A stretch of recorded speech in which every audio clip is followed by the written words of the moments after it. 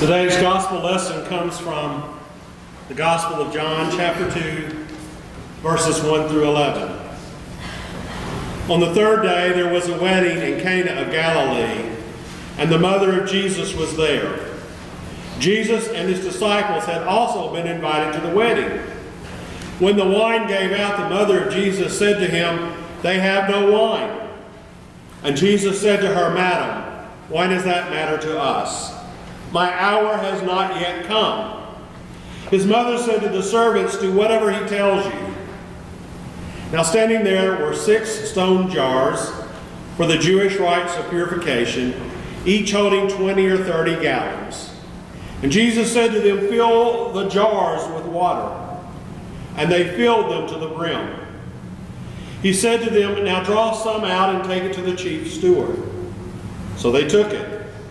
When the steward tasted the wine that had become wine, the water that had become wine, and did not know where it came from, though the servants who had drawn the water knew, the steward called the bridegroom and said to him, "Everyone serves the good wine first, and then the inferior wine after the guests have become drunk. But you have kept the good wine until now." Jesus did this, the first of his signs, in Cana of Galilee, and revealed his glory, and his disciples believed in him. This is the word of God for the people of God. Thanks be to God. In this story, Jesus attends a wedding at Cana of Galilee, a town just a little bit down the road from his hometown in Nazareth.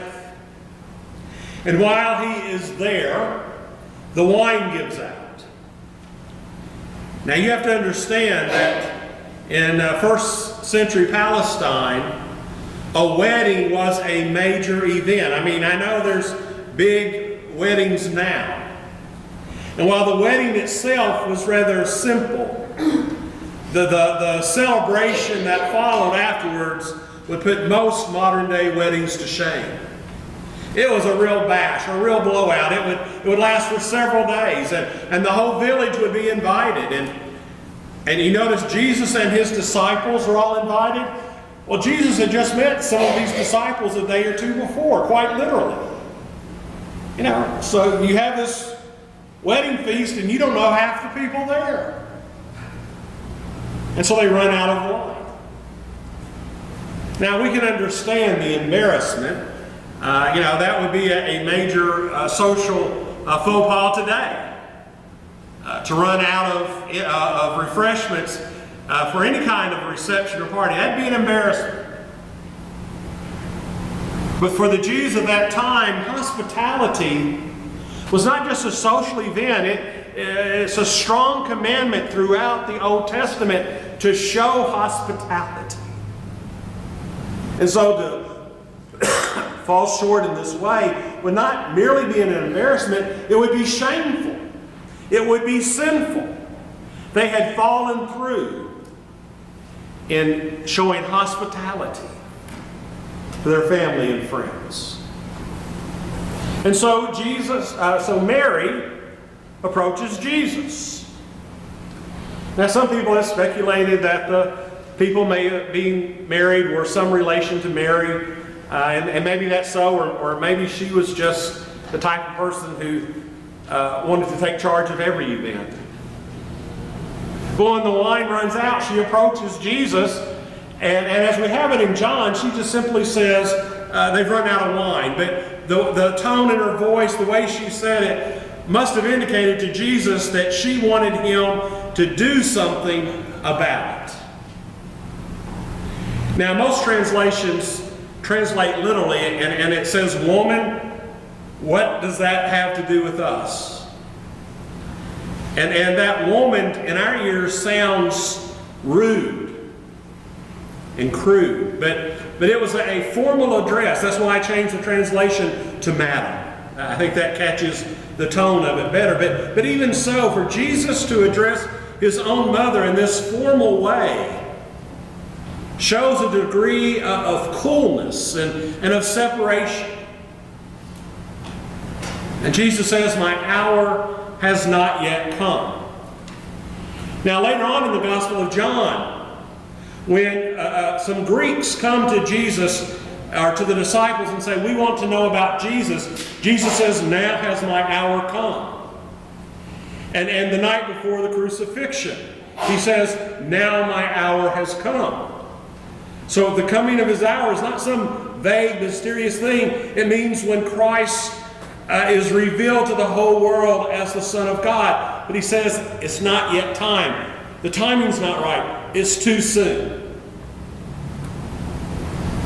And so Mary backs off and says to the servants, do whatever he tells you, which is really good advice for all servants of Jesus.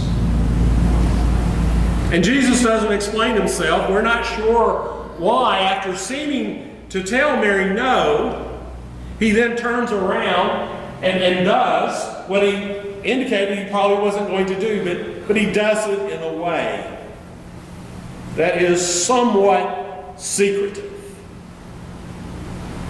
And he tells them to fill up these 6 jars that hold 20 or 30 gallons. 120 to 180 gallons of water that becomes wine. Now notice that unlike Harry Potter, Jesus doesn't have to do an enchantment or a charm to work his miracle. In fact, it's not at all clear in this story at what point the water becomes wine. But it does. And John is very careful to let us know that it is a mass quantity of wine, an incredible amount of wine. And he tells us this for a few reasons. He says that this is the first sign that Jesus did. And so it is a sign of his glory, a sign of his power and his authority.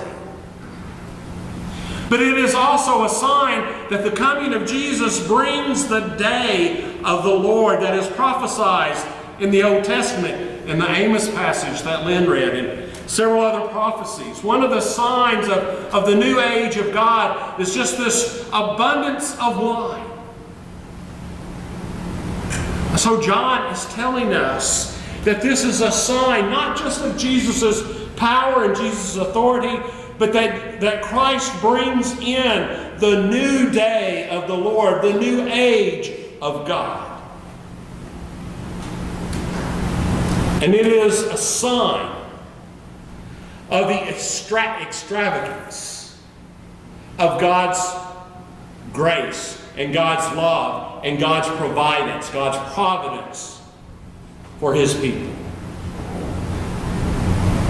In 10:10, John 10:10, Jesus says, I have come that you might have life and have it abundantly.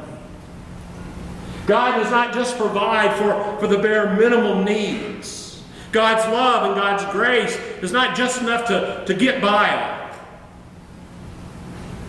It is abundant and extravagant. And John calls this a sign. It's not a proof. Because we always have to have faith. The miracles that Jesus does, the resurrection, none of these things prove who Christ is. If they were proof, then we would say that people who didn't believe, lacked logic, were stupid. But that's not it. It takes faith. And you know, a sign is something that you have to be literate for it to do you any good. If you can't read, then signs aren't helpful. And so it's only some people that can read the signs of who Jesus is and what this miracle means. Notice that everybody at that wedding benefits from the power of Jesus. That everybody at the wedding benefits from the goodness and the generosity of Jesus. The wine steward, the bride and groom, the family, all the guests, all receive this wonderful wine. Even though they have no idea of its source or its significance. But John tells us the servants knew. The servants knew not just about the wine, not just about how good it tastes, not just about how abundant it was, not just about how wonderful it was, but its source and its significance. They knew that this goodness was through the providence of Jesus Christ, through the benefit of Jesus Christ. They knew. And in an unexpected way, this brings us to an understanding very similar to what Jesus says in Matthew 25. There Jesus says that you see Him, that you meet Him, you know Him when you give water to the thirsty and food to the hungry. And here John is telling us that the people who can read the sign, that the people who understand the significance and the source of God's goodness are the people who do the bidding of Jesus Christ. The people who fill the jars with the water. See, it's good to pray. It's good to meditate. It's good to go on spiritual retreats. But none of those things will be of benefit if we are not servants who do the bidding of Jesus Christ. The only way that we can read the sign is when we serve Christ. And then we can be the disciples who believe in Him. He has come that we might have life and have it abundantly. Thanks be to God. Amen.